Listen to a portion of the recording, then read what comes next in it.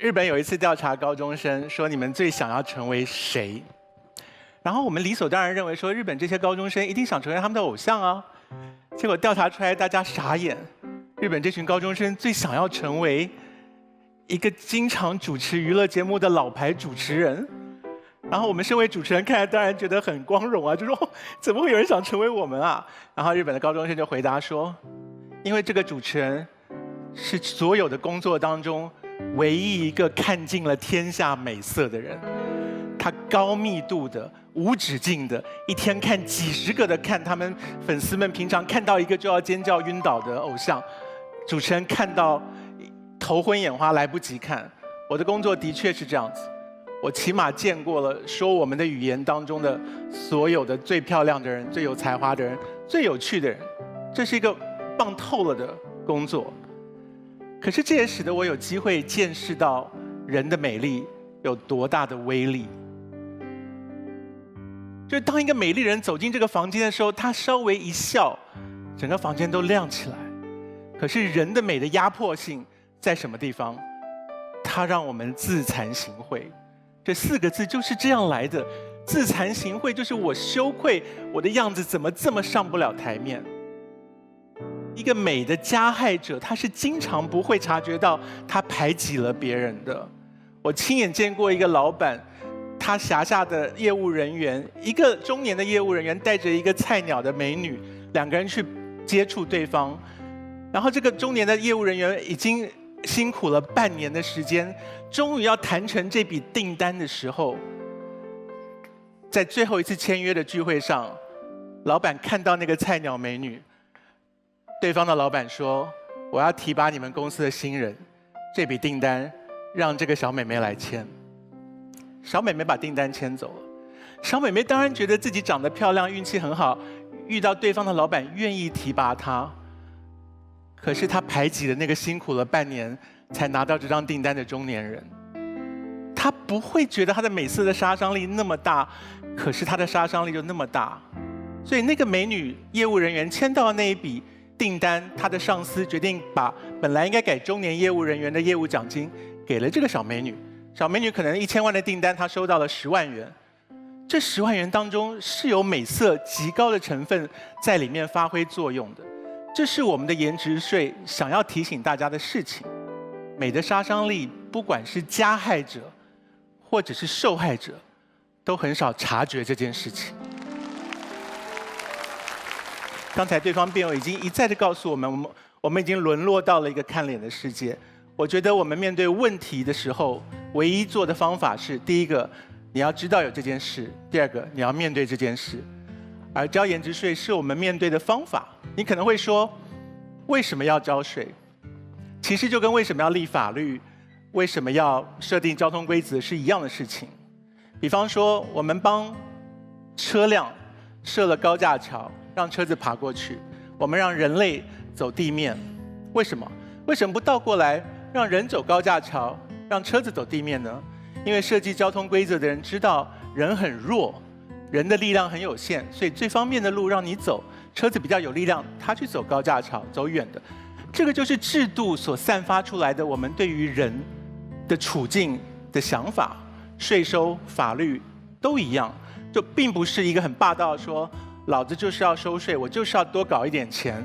税是一个制定制度的人跟我们沟通的方法，在告诉我们，你们可不可以不要再假装世界上没有看脸吃饭这件事情？我们就是活在这么一个世界里。所以我今天喜欢这个立场，并不在于我想要交那个钱，我喜欢这个立场是因为我觉得我们终于有一个制度出来，不再回避说颜值在我们当中占有这么高的力量。不管这个税收不收得到，技术上做不做得到，好不好都不重要。我觉得重要事情就在于，我们用这个来表达我们对于美色所具备的杀伤力的一个态度。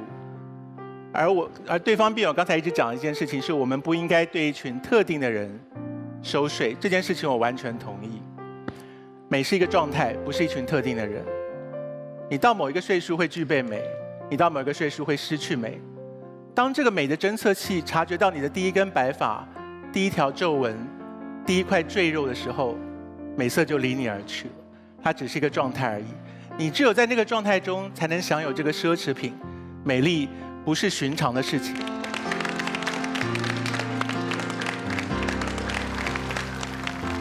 然后最后，我回答对方辩友一再指责我方造成歧视这件事，我认为刚好相反。我认为我们影剧圈已经造成了一个错误的态度，认为美是必需品，只要谁不漂亮，他就要受嘲笑。我希望修正这个态度，美应该被列为奢侈品，美不是寻常之物，拥有的人应该要为它付出代价，而不可以帮它当成是理所当然的事情。而一旦有这么一个态度表现出来的时候，一般人才会放心的知道，不美才是平常的状态，美是特殊的状态。我希望各位都能够体会到，有一天美色青春离各位而去的时候，你们会是这个制度的受惠者，而不是受害者。谢谢。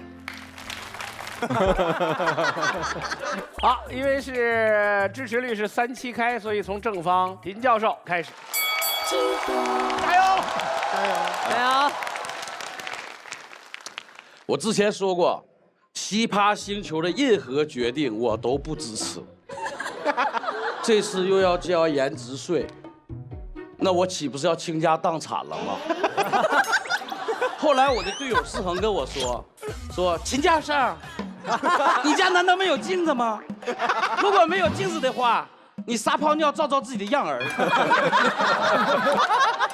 我谎言一大明白，原来我的长相在起争点之下呀。那我支持，我坚决支持。为什么？因为这个社会对颜值是双标的。按理说你们美的理所当然，我丑的也是理直气壮。大家井水不犯河水，可是事实不是这样的。我前2天出了趟门，火车到站，然后呢大家就出站，有一个小姑娘艰难地提着自己的行李箱上楼，这个时候跑过来一个小哥哥，二话不说把行李箱就抢了过去，然后呢给她抬到了楼上。小姑娘追过去以后，然后掏出了手机，2个人加了微信。我一看这干得过呀，力气我有啊，我就照猫画虎，也帮一个姑娘扛上了楼上。姑娘也追过来，也掏出了手机，拨打了110。在酒桌上，这种双标就更明显了。大家觉不觉得，只要这个酒桌上要是有帅哥的话，姑娘们酒量普遍不好，没喝几杯呢，姑娘，哎呀，人家喝多了，你能送我回家吗？相反，跟我这种中年油腻大叔喝酒，他们突然变得千杯不醉了，踩的又香，扯着脖子喊：干啥呢？喝了，谁不喝谁孙子。颜值嘛，演员需要颜值。有时候我拍戏的时候啊，经常用一些演员，我们并不需要他的演技，他们叫群众演员，他们也被颜值而分成了等级，好看的300到500一天，不好看的60到80一天。干一样的活，为什么分的钱就不一样呢？而且更可气的是，就演个死人待遇也不一样。好看的人，懂吗？演死人，来，你这边躺着；不好看的人，趴着，把脸撞过去。再说奇葩说啊，其实呢，我们对吧，经常讨论的呢，不是辩题，是辩位。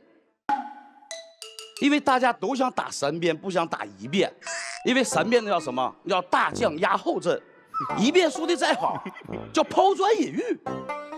了解我秦教授的人肯定知道，就我这辩论水平，你别说3辩了，我做导师席上也够用啊。所以我就跟我们队的潇潇啊，就为这个3辩的事啊不断争吵。后来我们导师蔡康永来了，说潇潇和秦教授的辩论水平可以说不分伯仲，真乃上山虎遇到了下山虎，云中龙遇到了雾中龙。但是总不能都打3辩吧？这样谁丑谁先说。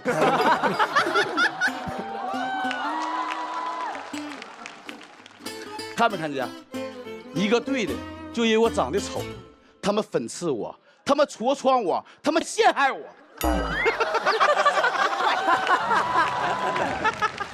有了这个颜值税，哎，我舒服多了。你不是好看吗？今天我就让你好看。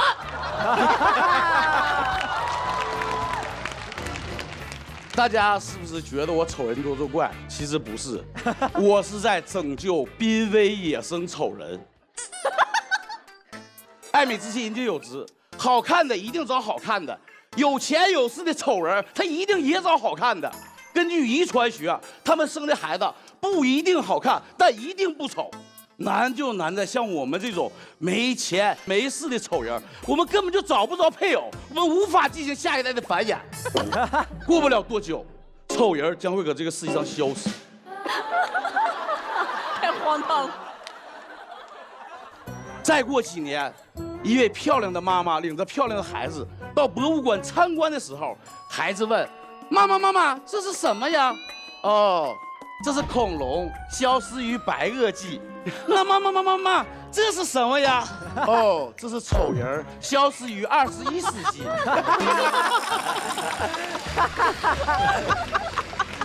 所以，各位美丽的朋友们，可怜可怜我们这些丑人吧，帮帮我们，怎么帮？交点颜值税啊！我们专款专用，使那些想变漂亮的人变漂亮。比如有个哥们儿脸上呢有一道大大的烫伤疤，非常影响他的相貌。我就问他：“你这个疤怎么搞的？”他说：“有一年我熨衣服的时候，手机来电话了。”所以这些人特别需要这笔钱。只要每人都献出一点爱，世界将变成更好的明天。哇！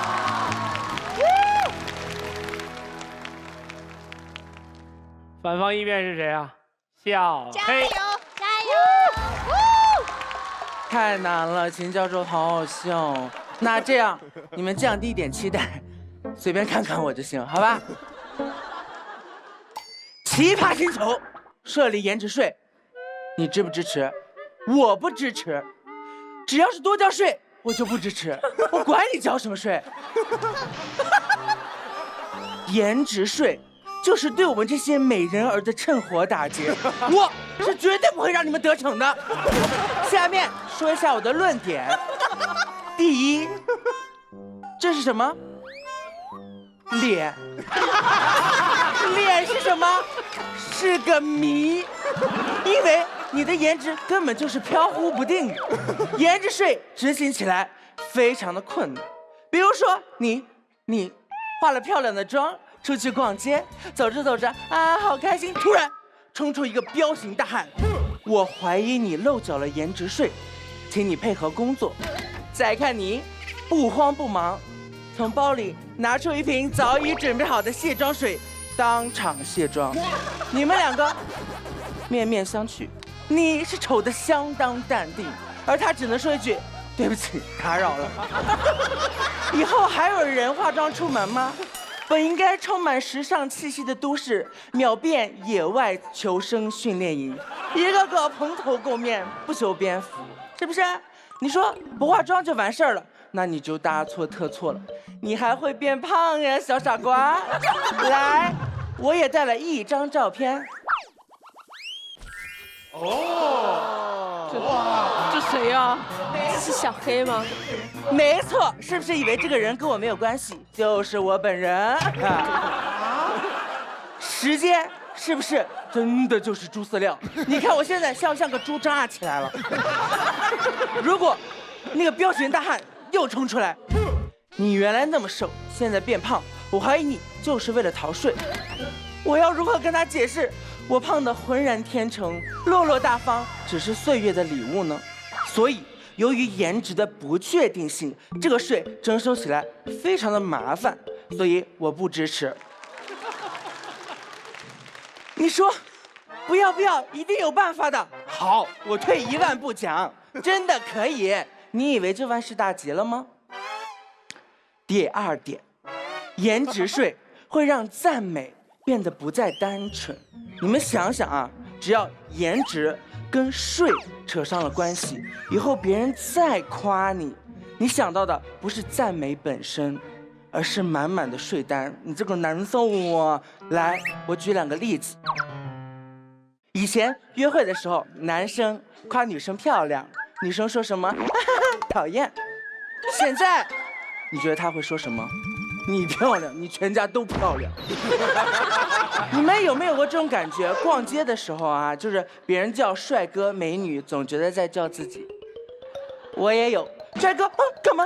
后来有了颜值税，再叫帅哥，我下意识只能先捂着钱包，紧接着我就是逃跑。所以颜值税的出现不会让我们感谢赞美，而让整个社会都变得战战兢兢。从此再无双眸见秋水，十指拨青葱这样的小美好。所以这样的社会是我不愿意看到的。最后一点很正经，我想这道题更深层讨论的就是审美到底有没有统一的标准呢？丑小鸭的故事大家都听说过，对吧？一只鸭子有一个男人长得不一样，饱受排挤，但是他相信自己独有的魅力，终有一天变成了白天鹅，很励志，对不对？但如果那个时候就有颜值税，这个故事会变成什么呢？丑小鸭在得知自己的丑是公认的之后，终于咬了鸭舌自尽了。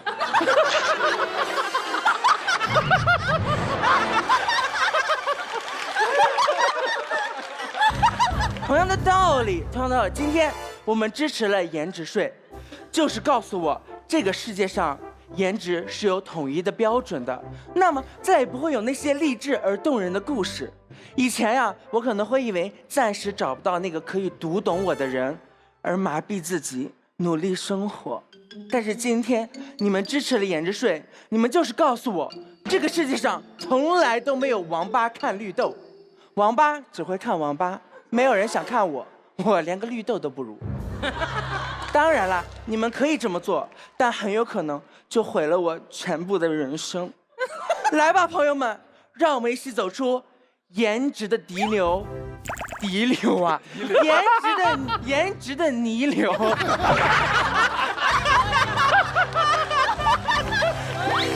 还要升华，放弃千篇一律的美艳皮囊。我相信，每个人都可以活得更加漂亮。谢谢。好棒！哎，太难了。小黑辩论完了以后，我有一种想咬鸭舌自尽的感觉。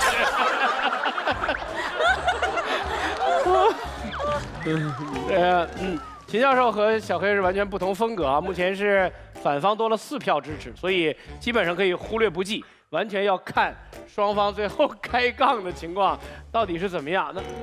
好，来，双方请开杠。好，加油！加油！来，先开先杠，从秦教授开始。小黑，你觉得你该交颜值税吗？哇，你是夸我好看吗？那就谢谢你了。那你觉得咱们2个站在一边是因为好看还是好笑呢？既好看又好笑。回答我，你到底该不该交颜值税？我就准备了这一个问题。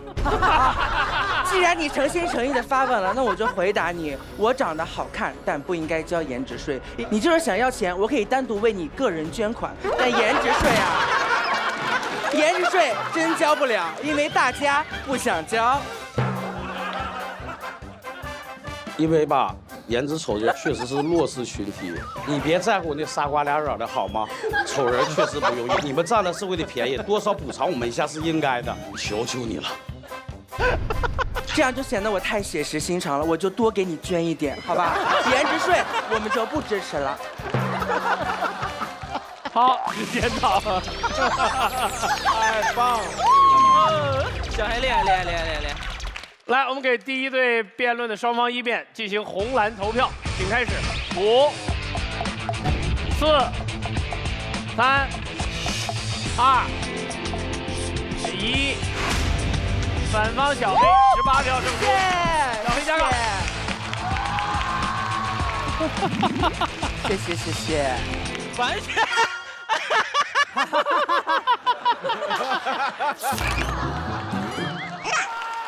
哎呀，不好意思，我错了，不交税啊，不交税。太伤了。哎，我觉得双方开杠太逗了，每个人在家里憋了1个月，憋一个损问题，你觉得你该不该交？那个人就绕着这个坑走啊，走啊，走。好，来正方2辩，这样来庞颖有请。大家好，前2天呢，我看了一个新闻，说芬兰动物园为了给大熊猫庆祝中秋，请了一个中文合唱团给他们唱《但愿人长久》。我请问，我们给大熊猫唱歌，不给扬子鳄唱歌，是因为大熊猫比较能听得懂吗？不是的，是因为芬兰动物园没有扬子鳄。我国外交送熊猫，因为熊猫颜值高。我们今天让熊猫交颜值税，不是让它凭空拿钱，是因为它靠颜值先赚了门票。我们让它把这个门票分出来，给那些同样濒危但是丑得没人问津的动物分一点，这不是挺好的吗？哎，当然，你可能说了，凭什么大众就能说我是美是丑？不，重点错了。我们今天不是为了评价一个人是美是丑，我们是说人吧，带着一张脸行走江湖，有的颜值是占便宜的，有的颜值是挨欺负的。今天颜值，我这个颜能带来多少值，取决于的就是这个社会上的大众审美。我们不是为了说你丑骂你丑，我们是说我们为了平衡不同颜值在社会上受到的待遇不公。我们这个大众审美有多厉害啊？美国人做了一个实验，他们把所有法学院学生的毕业照片列开，找一堆完全不认识他们的人来为颜值打分。这个颜值分竟然可以预测这些学生毕业后收入的高低。我们是不是需要这个看脸的社会，需要颜值税来做点什么？况且这个颜值的红利它会利滚利。我给大家讲一个我自己的故事。我从小就特别喜欢说话，从小学1年级开始，我那个评语上都有一句语言表达能力强。但是我从来未能如愿当上我们学校6·1文艺汇演的主持人。为什么？第1年选拔的时候，有一个水平跟我差不多的，但是大眼睛花裙子，老师就选了他。当时我记得老师跟我说，明年就选你。结果呢，从那年往后，他就变成了那个更有舞台经验的人，顺理成章，从学校到区里到市里，他高中的时候就去参加了全国的演讲大赛。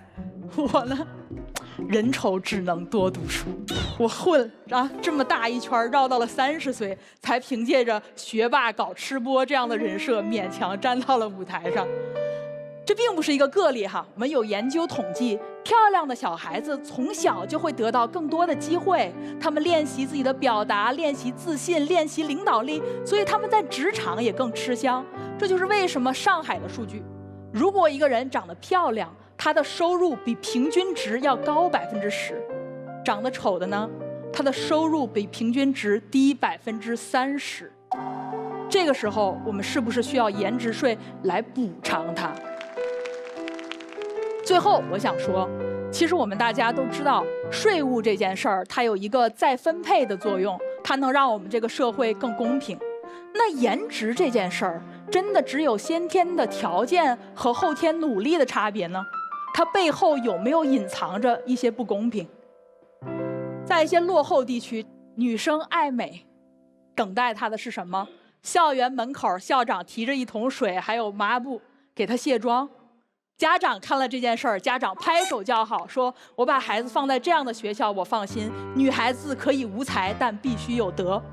我请问，为什么爱美还变成缺德了？我来自一个N县小城，在我们那个地方，就如果女孩子爱美，非常容易被老师贴上标签，就所有重视外表，大家觉得你是不务正业。可是当我们长大了，看到了外面更大的世界，我们发现同龄人，他们不但没有在内在美上吃亏，他们懂打扮，有衣品，懂时尚，那是整个审美层次的不同。我请问我们怎么竞争啊？职场的竞争，收入，这是一方面，问题是我们错过的青春呢？我们错过的是那个被鼓励追求美，被教育懂得美的青春。今天颜值税要做什么？我们就是要用钱这种最简单、最直接的标准，告诉大家，美丽就是一种财富，不但对我自己是财富，对社会也财富。追求这个美完全无罪，我纳税光荣。我们要用钱这个最实打实的资源，我们要把美的教育带到更多的地方去。我们教育他们承认美、追求美、如何审美。我们希望任何一个小孩子，无论他的先天条件是怎么样的，他可以在充满爱和美的熏陶中长大。一个更美且更美好的星球，从颜值税开始。谢谢大家。好，郑华获得了45票的跑票。来，反方二辩是谁？小童。加油，加油！我们听一听庞颖老师刚才讲了那么多，他到底在讲什么玩意儿？他其实就告诉我们一件事儿：有人呐，通过美这种优势赚到了钱，我们就要把这个钱再拿回去。哎，这个叫什么呢？不就是所得税吗？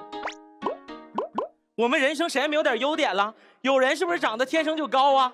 有人记忆力好，有人跳得高，有人跑得快，是不是都在拿优势赚钱呢？怎么就是你这个美让你这么独特呢？没什么的，你是在异化美，你在贬低美，所以是你不自信而已。我跟你讲，我就很自信。我5岁就意识到颜值并不是我的优势了，我就开始苦练书法。哎，我也是一个人见人爱的小朋友啊。怎么了？我跟大家讲，我最开心的是什么呢？老师夸别的小朋友写字好，都说哎，这孩子字如其人。夸我的时候就说我写字好。哎，那个时候我的感受非常爽，我觉得非常纯粹，我的努力没有白费。明白了吗，同志们？不要被他们给欺骗了，美和别的优势没有任何区别。而且，我跟大家说一个最基本的点，我一听到我们星球要制定新政策，我脑袋就嗡嗡响。这个星球干啥啥不行，收钱第1名。天天最喜欢干什么事儿呢？一拍脑门决定一个政策，然后过来问我们这些居民说：“哎，支不支持？哎，支不支持？我支持你。”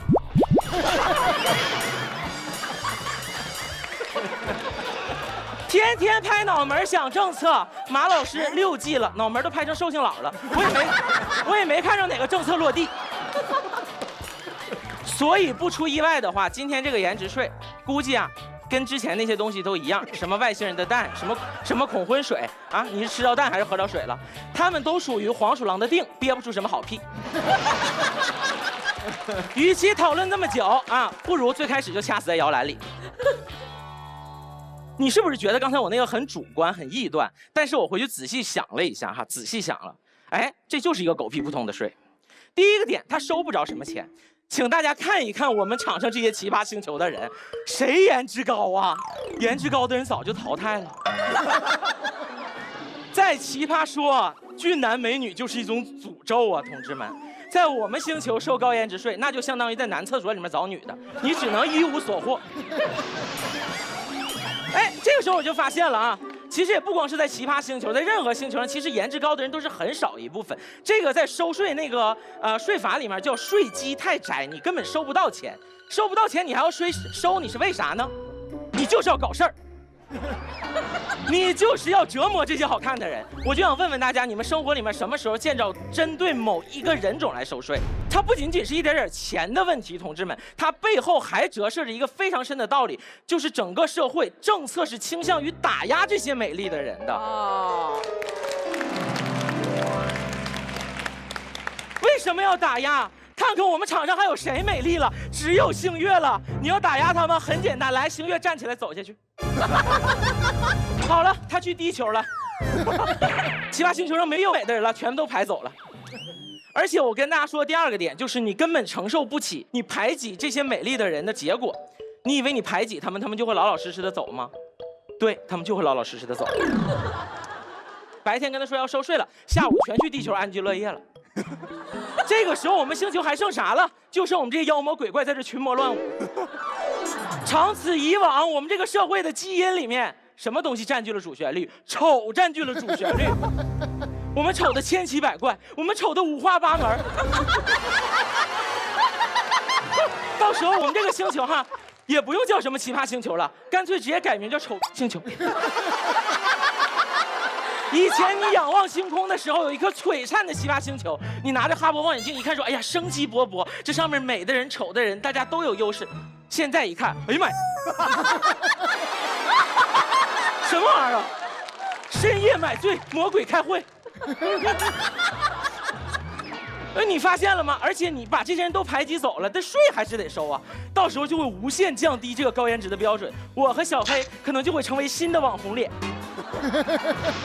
本来我长得丑已经很惨了，你还要干嘛？你还要伤害我？你们是不是太过分了？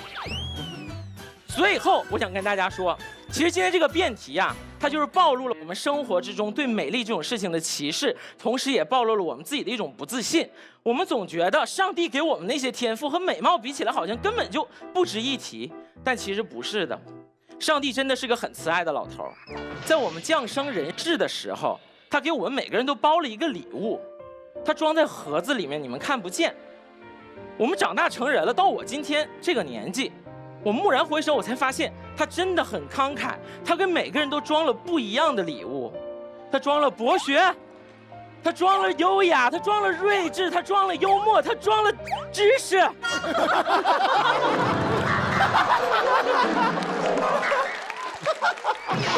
这么多的礼物没有高低贵贱，同志们，是对方非要把美丽单独拎出来，告诉我们说我们不如美丽，我们这些东西不如美丽。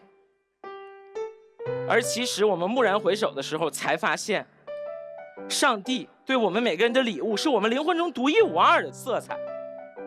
我呢，上帝给我什么了呢？你们一定很好奇，因为看起来我身无长物，但是上帝他给了我2巴掌，一个巴掌叫做乐观，一个巴掌叫做积极。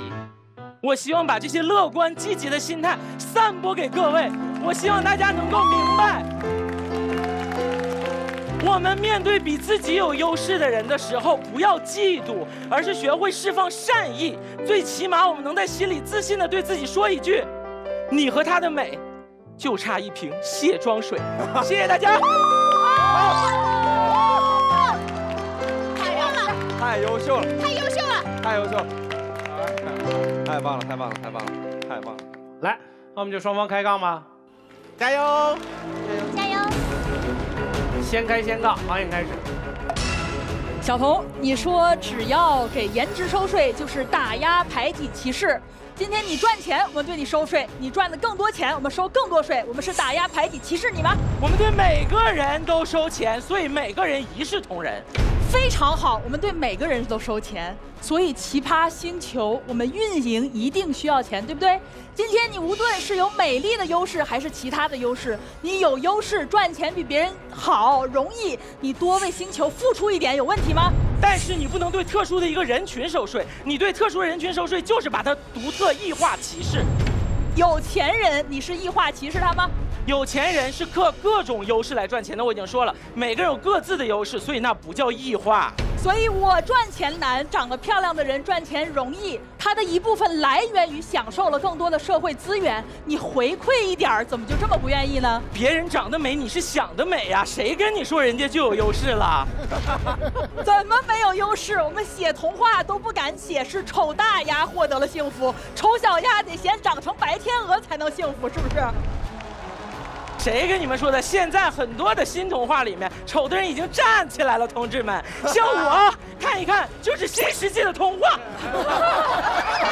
时间到，时间到。好，正反方2辩，红蓝键，请投票。5、4、3、2、1。正方加3票，庞颖获1杠。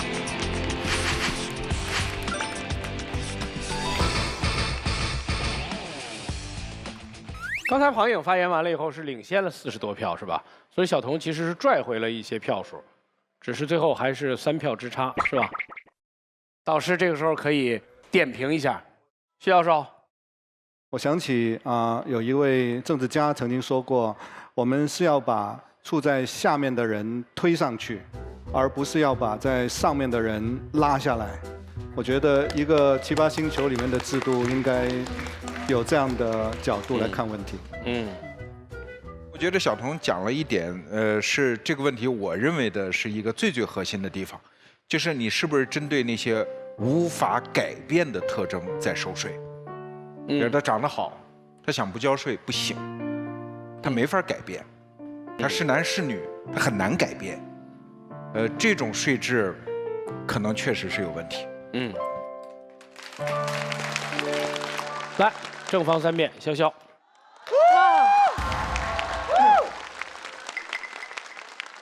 潇潇的状态，他好像有点焦虑哎，因为他一直说他其实很怕遇到秋晨，而且他说历史战绩他没赢过。那他是真的被吓到了吗？因为以前，比方说，如果不是他的对手，或者是他还好的话，他就会走过来，使劲的就呲儿我们，真的。这次他好像没有这样。他好像觉得秋晨跟他有天敌的关系，他觉得赢不了秋晨，烦死了。首先，小童第一个观点非常的荒谬，他说奇葩星球没有好看的人，在说什么？啊？对方有一个观点告诉我们，颜值是波动的，我能不知道吗？颜值当然是波动的，还是这么波动的。我们每一个人早上起床和晚上睡觉的时候身高都不一样，颜值是波动的，审美当然也是主观的。曾经我们喜欢大眼睛、高鼻子、长发飘飘的可爱女生，现在我们不也开始喜欢小眼睛、长雀斑像刘玉玲一样的致命女人了吗？颜值是波动的，审美是主观的。那么，今天颜值税的税率就不应该是固定的。什么意思？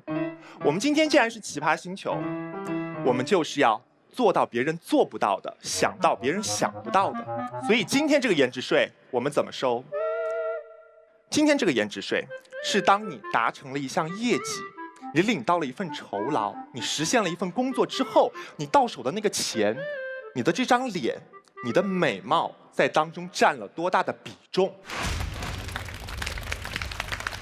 今天一个演员拍完一部戏拿到100万的酬劳，颜值税的机器一扫，你要交99%的颜值税，99万。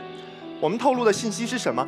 哇哦，你的颜值竟然高达99分，好优秀哦！不，我们要告诉你的是，你的演技只有1分。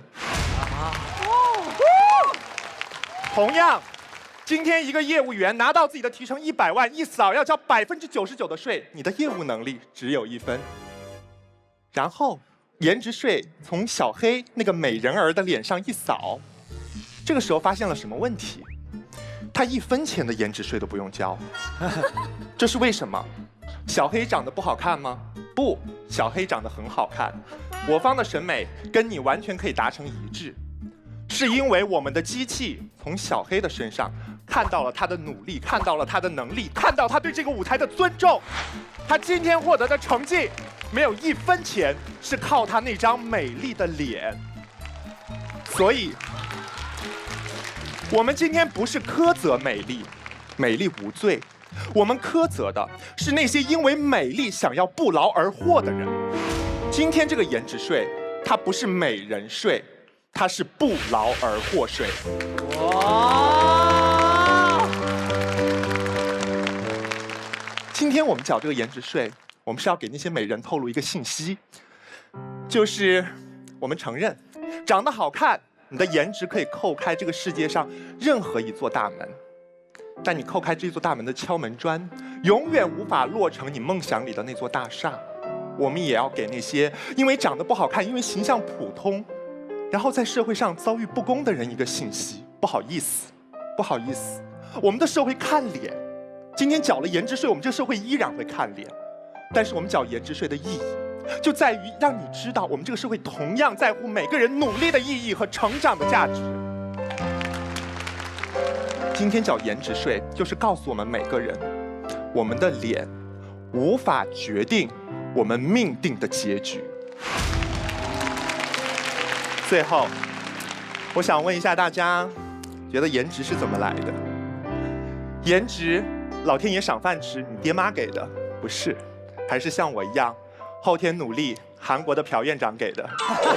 也不是，颜值是每一双发现美的眼睛赋予你的。今天，有人觉得秦海璐老师觉得朴灿烈很帅，但是同样，也有人会觉得马老师很帅。有眼光。人类的审美千奇百怪。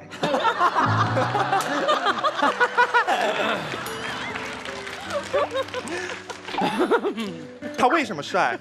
因为他割了眼袋。不是，是因为那些觉得他好看的人，望向他的眼睛的时候，他那双眼睛有一道光，打在他的脸上，显得他特别帅。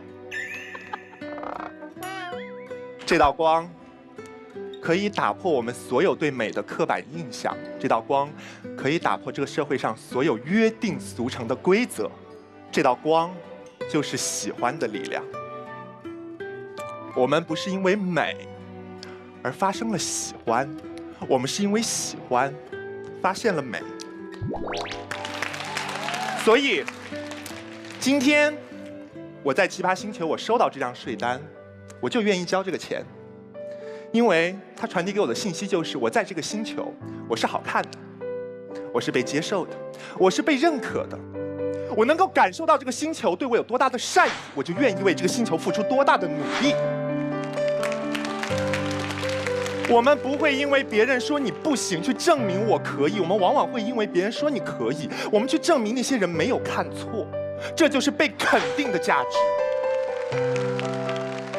所以，对于每一双眼睛给过我的鼓励，我愿意交税。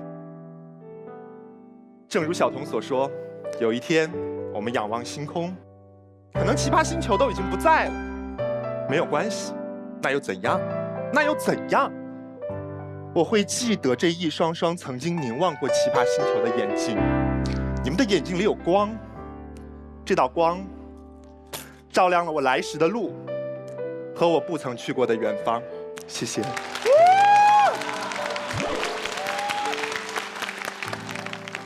小小，我觉得这是你奇葩说几季以来辩论论据最充实的一次。真的假的？真的，就主要是你抓住了客观事实的力量。刚才秦海璐老师对你的慰问有生效吗？他当时眼含热泪，然后就冲着我，我就有一种，你知道，就是眼睛里的光。对，有一种，对，好，那个来，反方三辩，秋晨，加油！谢谢潇潇，我怎么会不知道被差别对待的难过？在我们小时候，在我们生命里，不仅长得好看的人会得到优待，更聪明的人，他也会跑得比我们更快。而对于我来说，在座的每一个人身体都比我健康，你们都是那些在差别对待中被优待的孩子。可是即便是这样，我也不忍心让你们交颜值税，让你们交聪明税，让你们交健康税。那是因为我们每个人都有自己的天赋和优势，不是吗？所以优势也好，优待也好，那是我们每一个人通过自己的努力争取来的。我不认为我们应该惩罚每个人的天赋和他所得到的东西。我们不能这样。所以我觉得这个政策实在是太荒谬了。一条这么简单的政策可以歧视市面上几乎所有的人。首先，我们不说好看的人，他首先歧视的是我们大多数的长得不那么好看的人。各位，不要觉得你没有颜值，然后你就不用付出什么了。以前的时候，嘲笑你丑的，他好歹是一个人吧，对吧？是人，你就可以骂回去啊，对不对？你可以不服啊，你可以讽刺他的审美，你可以反驳他的无知，你可以嘲笑他的肤浅啊。可是现在好了，嘲讽我们的颜值的是一个数字，是一个被社会认可、被这个奇葩星球上面的黑科技所检验，然后甚至实体被印刷出来的数字。这是什么？小时候我们去骂一个同学，当着他的面说一个丑字，这都叫做欺凌。现在我们把所有人的颜值印在他的税单上，这不是成组织、成建制的霸凌吗？更何况，对方说的特别好，所有的税收政策都是一个财富再分配的方式。哼，所以如果那些好看的人多交税，当然就意味着我们这些不好看的人客观上得到了补贴。我不知道哈，我不知道拿到补贴的人会不会觉得自己真的占了便宜，反正我是觉得相当的膈应。你想想，对不对？那补贴我可以啊，你可以补贴我穷，我资源少，你可以补贴我傻，我起点低，但你补贴我丑，你是什么意思？啊，长得不那么好看而已，需要被救济吗？需要被救济吗？神经病啊，对不对？所以我觉得颜值税让一个本来有争议的特征，现在变成了一个没争议的缺陷。颜值税从好看的人那里拿走的是钱，从我们不好看的人那里拿走的是什么？是尊严。好。当然，还有很重要的一点就是这个颜值税，当然歧视了那些长得好看的人。你们会说没有，只有这个是没有，对不对？这个不叫歧视，这个可能是我们为了平衡这个看脸的社会，给予颜值过分的偏爱。但我想问大家一个问题，就是如果看脸真的是错误的事情的话，那到底是看的错，还是脸的错呢？到底是看的错还是脸的错呢？真正造成不公平的，难道不是那些对人区别对待、见颜值行事的人他们犯的错误吗？你不向他们征税，你向脸征税，你是人吗？你是人吗？所以你知道颜值税的底层逻辑其实非常的可怕。你想想，现实生活当中，如果有一个漂亮姑娘她受到了骚扰，我们会说那一定是骚扰者的错。如果有人敢说还不是因为你长得漂亮，我们会弄死她。可是为什么到了这里，一个漂亮的孩子然后受到了偏爱，就不是偏袒者的错，就变成了这个人的错，变成了他颜值的错呢？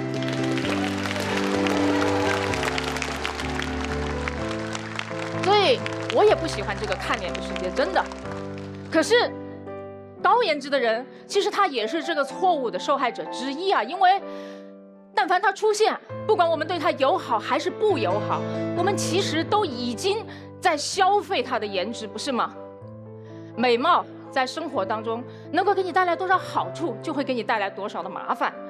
有人会善待你，就有人一定会觊觎你；有人喜欢你、偏袒你、赞美你，就会有更多的人嫉妒你、排挤你、诋毁你。当然你会说，这算什么？跟我们普通人的日常艰难相比，这算什么？知足吧，你会这么说。可是我觉得，这就是问题所在。这种态度才是问题所在。高颜值的人，他们不是没有付出过代价，是我们拒绝看到他的代价。当他们中有人跟我们说，哎呀，最近追他的人越来越烦了，已经开始频繁的跟踪和骚扰他了，我们中一定会有人说，哟，不就是想要显摆，有人追你吗？当他们中有人说，老板看我的眼神色眯眯的，还经常把我一个人叫到办公室去，我们当中肯定会有人心想说，哼，老板平时那么器重你，多看你两眼有什么问题？当他们中有人跟我们抱怨、跟我们倾诉，说班上的女同学都在排挤他，甚至霸凌他的时候，我们当中也一定会有人用事不关己的态度说，我早就告诉你不要跟男同学们走那么近，现在好了吧，教你做人了。你知道吗？问题就在于我们不愿意看到他们的代价，因为我们想要保留自己抱怨的权利。所以说到这里，我想说，我不是在为高颜值的人说话，也不是在安慰低颜值的人，我只是想告诉大家说，你看，颜值、聪明、强壮、健康，这些都是我们出生的时候从老天爷手上抽到的一张一张的牌，他们都是好牌，也都比我们想象的要稍微难打那么一点点。所以，与其惦记着怎么去抽走人家手上的那张牌，不如想想自己手上有没有什么好牌呢？与其去纠结我怎么让这个游戏的起点看上去一模一样的公平，不如想想我们自己怎么把自己这场游戏玩得精彩。谢谢各位。太棒了！好，开杠吧，加油加油！先杠，潇潇开始，45秒。好，从刚刚有讲到，美的人被人追、被人诟病，那丑的人没人追、没人诟病，难道不是同样的伤害吗？没错，大家都有自己应该付出的代价。我想问你一个数据的问题哈，刚才庞颖说哈，颜值越高的人收入越高，我们找他收入征税就可以了，为什么颜值还要2道征税呢？非常简单，因为今天颜值征税不是处罚金，而因为我们长相的差距，所以导致我们收入的差距，就是对每一个普通人向这个社会、向这个看脸的社会征纳的丑陋基金。好的，所以我还想问你一个问题，就是颜值税它是不是基于赚了钱才交？就是有人用自己的颜值挣到了钱，应该交税；没有挣到钱，要不要？在我看来，如果今天我收到这张税单让我交税的话，我不管这张税是出于什么目的，对我来说就是肯定和鼓励，就是对于我颜值的奖状。谢谢。好，时间到。来，我们给双方3面，潇潇和秋晨投票。红蓝键，请选择5、4、3、2、1，胜方4票胜出。来，潇潇加杠。潇潇今天表现得很好啊，我预测的所有内容里面，只有他说的那个，就是感谢所有人的目光，这一点我是没有预测到的，所以就，对，真的很了不起，在最后还打出一个非常新鲜的内容出来。刚才潇潇发言的时候，女神就好像还蛮激动的，因为导演组通过镜头看到了，说你，泛着泪光。你们班其实有好多特别漂亮的女生，然后她们的漂亮在你年轻的时候曾经对你构成过压力吗？你好。会啊，会啊。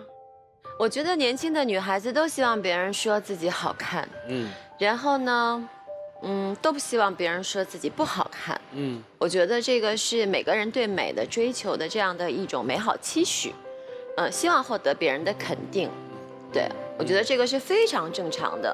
我是觉得说，我们班同学也是一样的，可能在各个地方的时候，大家都是长得非常漂亮、出众，以及专业非常强悍的这样的优秀人才。然后突然说到了这个中戏的时候呢，你发现这是一个人才济的地方，你进来之后，你发现所有的优越感都不见了。然后你就会觉得说自己是不是被误招了？每个人都去后海哭，然后每个人都在排练场里边坐到半夜3点，就你会觉得说这是每个人在中戏都经历的这样的一个过程，然后每个人都在探讨说，我是不是不适合做演员？我觉得就是这种落差、不自信，是每个人可能在每个年龄段，或者在经历每一次新的环境更替的时候，很正常的会出现的一次波动。在你身上什么时候这种东西就变化了？我觉得可能在30岁以后吧。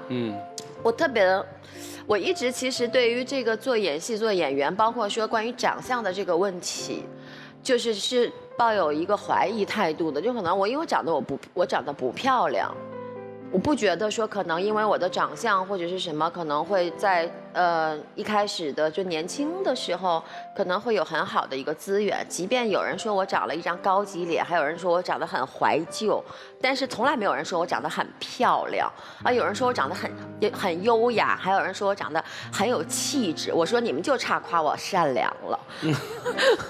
但是我是到30岁的时候，我突然觉得说，可能以后自己没机会了。后来发现有一次，我那年跨年的时候，我自己一个人坐在床边，我觉得我30了，我还没有嫁出去，我觉得我自己过得很失败。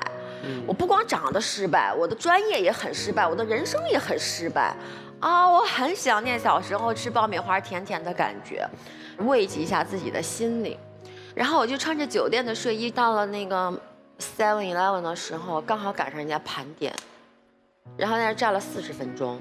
后来人家实在是觉得不合适了，把门打开了，就说你想要什么呀？我说我只想要一袋爆米花。他说我们在盘点，隔壁路口转过去那边有一家另外一家，他说你去那家买，然后花了10块钱买了一架爆米花。回到酒店的时候已经跨年了，但是我坐在床尾的那个地毯上，打开爆米花吃的时候，发现说，姐姐30了又能怎么样呢？不是还有资格吃爆米花吗？而且这爆米花还是我自个儿买的呢，不是妈妈给我的了。哎呦，能怎么样呢？这件事情。所以从此以后，我会发现，其实很多东西是没有办法去用看到表象去理解的。然后那一刻，我就突然明白了，活吧！我觉得可能让人看到你里面的光彩，可能那个才是你最灿烂的人生。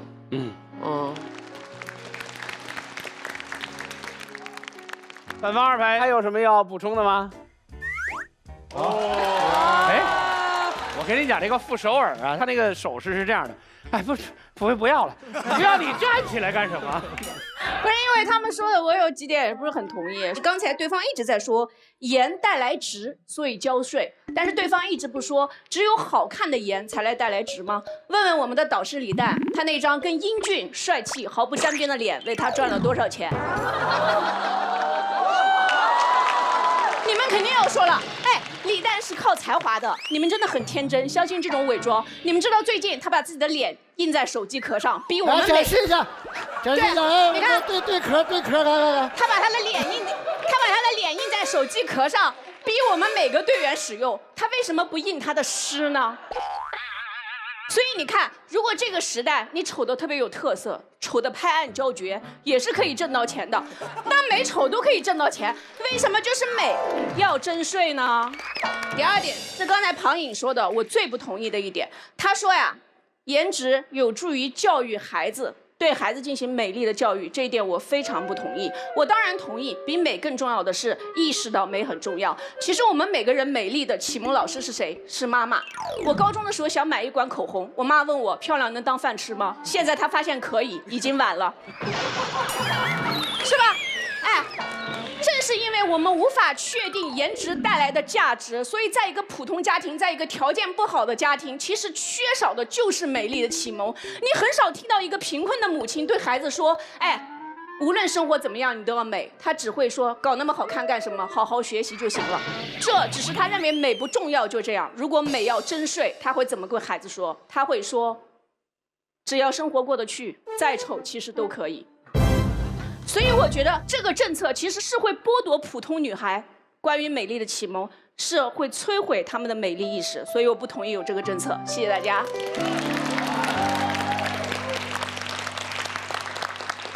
正方2排有吗？来，青云。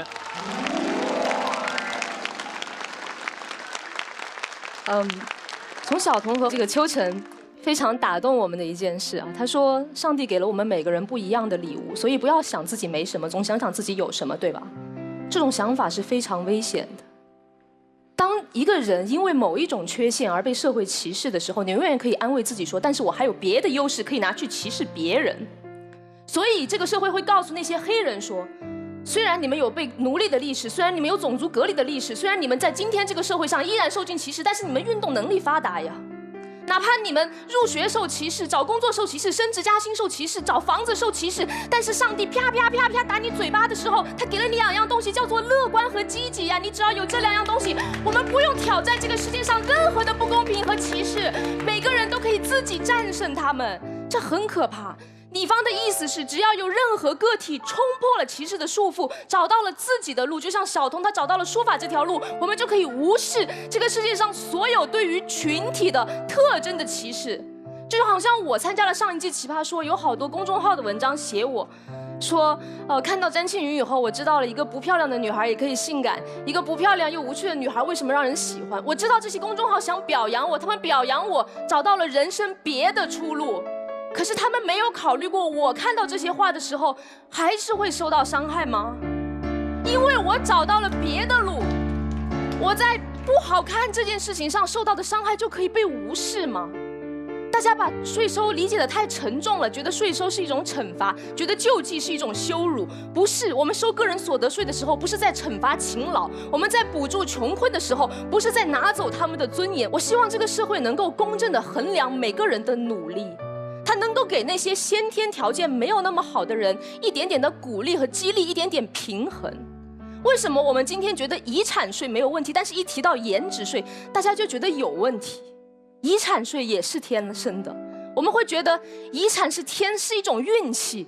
可是回想到出生之前，当我们不知道自己是谁的时候，其实我们一切的其他天赋也是运气来的。我有多聪明，我活在中国，我是个女孩子，我所有这一切都是运气来的。当我们得到这份运气的时候，就稍微考虑考虑，也有人未经选择的出生在了丑的那一方，也有人未经选择的注定在这个社会上打拼会有一些劣势。他是可以通过自己的奋斗挣到和漂亮的人一样的工资，可是他要付出更多的努力，给这些努力一点鼓励，不可以吗？谢谢。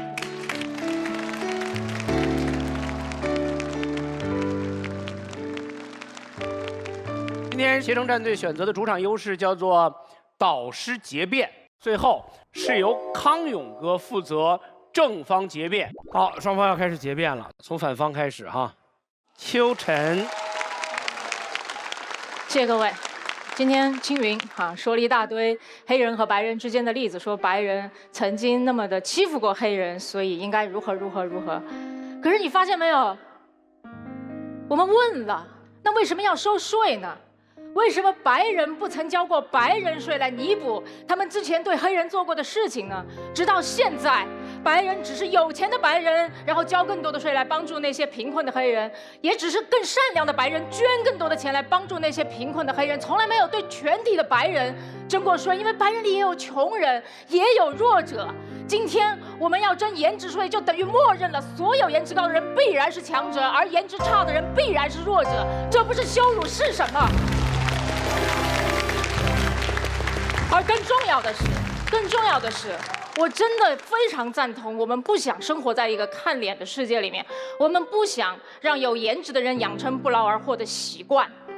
可是你知道吗？恰恰就是因为对颜值征税，我们才会适得其反，让他们养成这种习惯。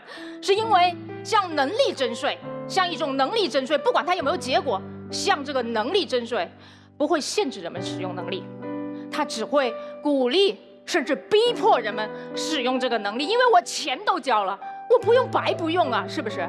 如果有一条路是我要走的时候才用交这个钱，那我就是要走的时候才交这个钱。而如果一条路我走不走都要交钱，我没事儿都会去走一走那条路。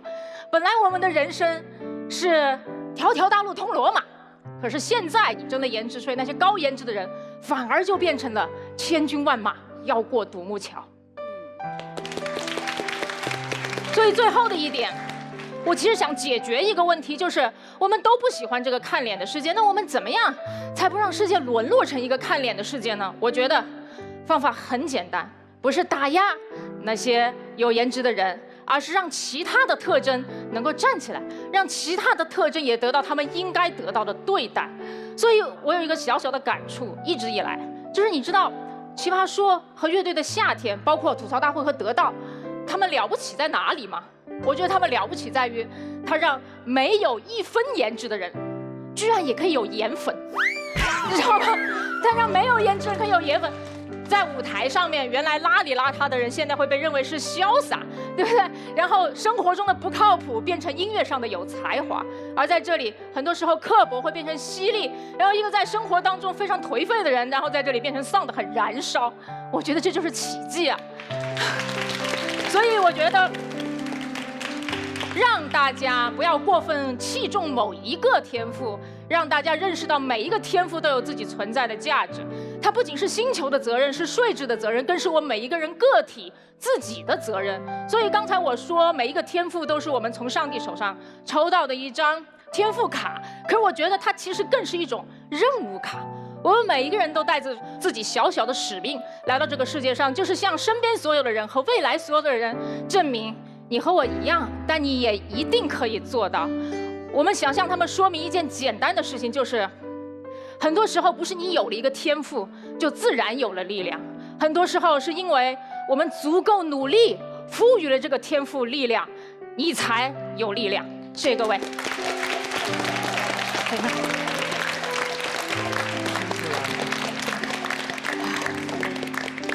来，康永哥结辩。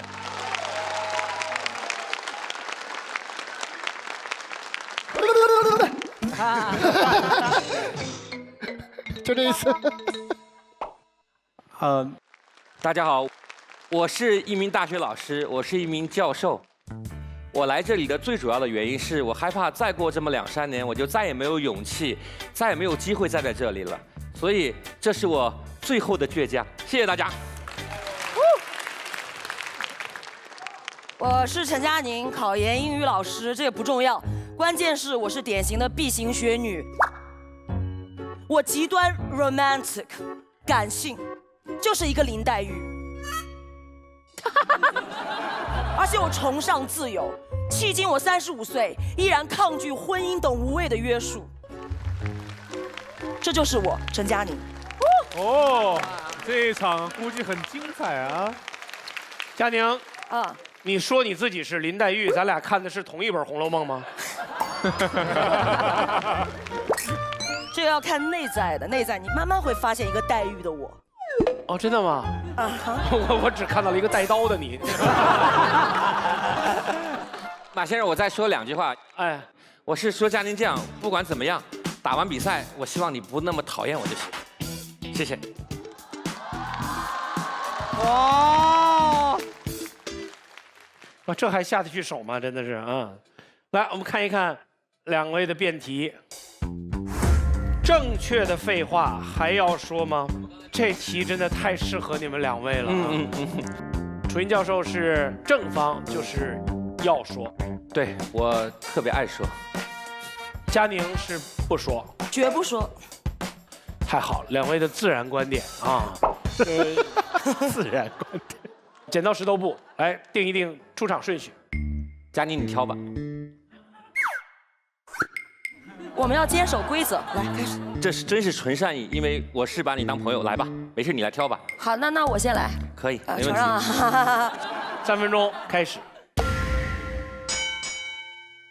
来，同学们，我要先为大家破题，所以必须我先来。我先给大家3个概念，必须区分：1. 正确的话；2. 纯废话；3. 正确的废话。来，我们设置场景：1. 职场。演一下啊，一个遇到困境的人，哇，这个月的业绩完不成，好难过。我给大家第一种回应：哎呀，人生苦短，想那么多难过的干嘛？来点开心的。是废话还是正确的话，还是正确的废话？告诉我。废话，对，纯废话，但它并不讨厌，我们可以说。来，第2种，我来了，没关系，过来，我教你敲单秘籍。这是什么话？正确的话 ，good。那么这个当然没有问题，我们喜欢呀，这叫再造之师。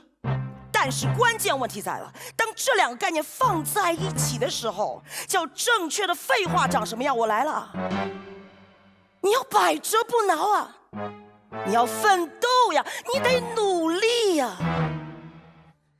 那你们 get 到这个 feel 了吗？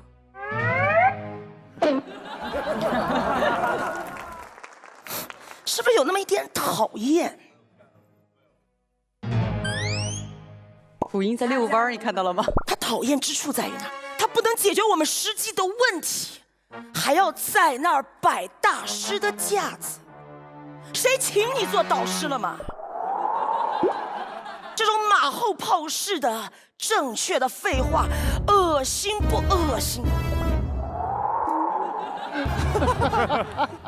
其实对于很多别人的问题与困境，我们根本没有实际解决的举措，我们自己都过不好这一生。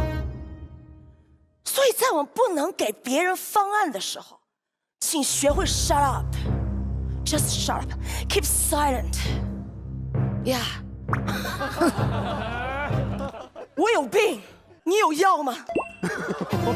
没有药就抱抱我就好，抱抱我，哪怕说一句礼淡的废话。人间不值得。谢谢大家。我觉得他是气氛辩论，就是说什么不重要，重点是那个气氛。你们看没看过一个百老汇的经典的剧叫《芝加哥》？看过，对。他俩刚那一幕太像芝加哥了。两个困兽，一个在咆哮，一个在徘徊。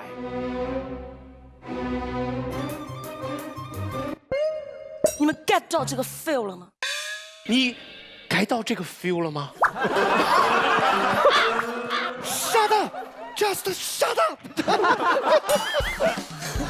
我觉得就是当成那种含义，我当时我就想穿上真暖和的海澜之家鹅绒系列羽绒服，才能保住我内心的一点点温暖。你改到那个 feel 了吗？没关系，好戏才刚刚开始。让我们期待着下一个3分钟吧。楚音教授，佳宁演了半天，无非就2个意思：你说的话我讨厌，你闭嘴；你说的话没用，你别说。这个好像是很有道理的，但是第一点，请记住，一个社会对讲话的质量要求越高，有权利讲话的人就越少。大家想过没有？我们什么时候会说不要说正确的废话？你敢跟老板讲吗？你小时候敢跟你爸妈讲吗？你不敢。你什么时候敢？我拿得住你。在我们俩之间，我能够定义什么是废话，我才会跟你讲。还是厉害啊！所以不要讲正确的废话，这里面是不平等的。老板眼里只要跟工作无关都是废话。领导只要不喜欢你，你讲什么都是废话。所以要说正确的废话，就是捍卫我们每个人，尤其是普通人说话的权利。这个论点好。现在我们一般说为什么不要说正确的废话呢？跟佳宁想的一样，你不付出啊，你不咸不淡呢，对不对？我告诉大家，说正确的废话，经常是非常重要的付出。20岁以前，你会觉得父母很唠叨；40岁以后，我现在的感觉，觉得有父母唠叨你真好，因为你会明白，父母讲什么不重要，重要的是他在为你付出他的时间和感情。毕业以后，喝醉了互相打电话，有一句正经话吗？有一点用吗？没用。我很感激，我现在这个年纪，我仍然感激。他说明你哥们儿心里有你啊！你哥们儿喝醉了跟你废话，说明他的世界里还有你。最后一点，不就是说不走心吗？佳宁啊，真的，人走不走心，经常要看听的人动不动心。听的人动不动心，往往只跟新鲜感有关呐。你们想一想，第一次我爱你。哪里说的？什么时候说的？历历在目，刻骨铭心。但是第2次、第3次、第100次呢？诸位，你们谁记得？我今年结婚23年，我跟我老婆什么话都说过了，我的创新能力已经算不错了。没有一句不是正确的废话。我从小鲜肉变成老腊肉，我油腻了。你说你套路了，你不动心了。我告诉你们错了，他真遇到了事情。我还是那个为他奋不顾身的少年。太帅了！哇，他突然变了一个人。生活就是这样，生活就是这样，不要要求太高啊！生活就是把我们的新鲜感不停地变成安全感，把海誓山盟变成正确的废话。是的，我的话不会让你再动心了。不会让你彻夜失眠了，但是你会睡得很踏实，这就是生活，请你宽容我，谢谢。好男人啊！佳宁，刚才楚音教授这番话有改变你对他的看法吗？我改变了教授的看法，他连概念都搞不清楚。他一直在讨论废话。我说的是正确的废话。正确的废话是种 lecturer 说教，知道吗？我们还有时间。好的，来吧。他们俩有很多场外的回合，你们发现吗？感觉像在帮一对怨偶处理离婚的官司，就是碰到什么都能吵。来，各位民事庭的那个陪审员啊，请大家来看一下他们这段关系。来，现在开杠，好，先开先杠，佳宁开始，每人1分钟，开始。楚教授，人间不值得是正确的废话还是废话？因人而异，因时因地而异。这就是正确的废话，但是很有用啊。少说，因为没有意义，它只是种话术。很多时候，把你当空气才是对你最大的伤害。请允许我用正确的废话给你拉拉近乎。好，那我来告诉你，什么叫正确的废话。楚教授，你要注意别那么油腻。其实很多人觉得我不油腻的，所以这个话到底对不对都另外两说。所以正确未必像你想的那么正确，错误也未必是那么错误。重要的是什么？是听者要有心啊。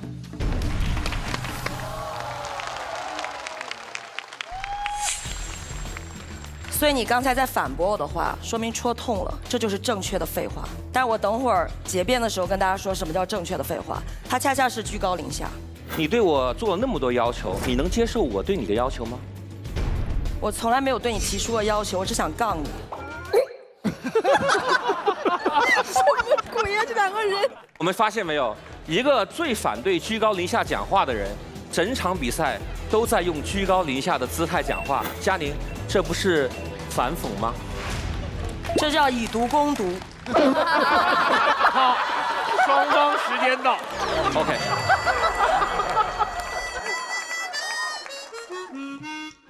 我刚刚看到是一对精疲力尽的情侣，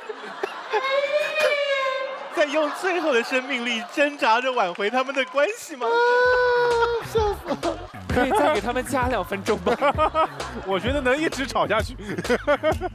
结辩吧，30秒时间开始。其实这场辩论呢，就一个价值观上的冲突，就是你对生活的要求。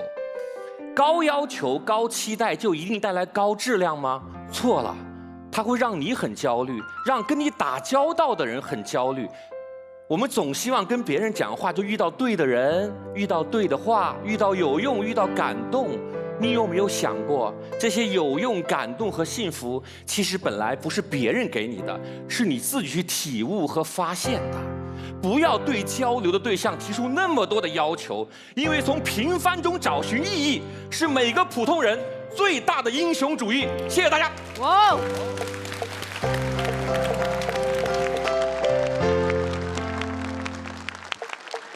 佳宁，开始。不说正确的废话，恰恰就是降低要求。说废话的情人，他伤害了爱情；说废话的老师，他敷衍了教育；说废话的演讲人，没有真才实学。我们每个人都应该剥去他虚伪的外衣，而对自己，我们也要把自己从废话的神坛降下来，从神坛降下来，才能做一个真正意义上的人。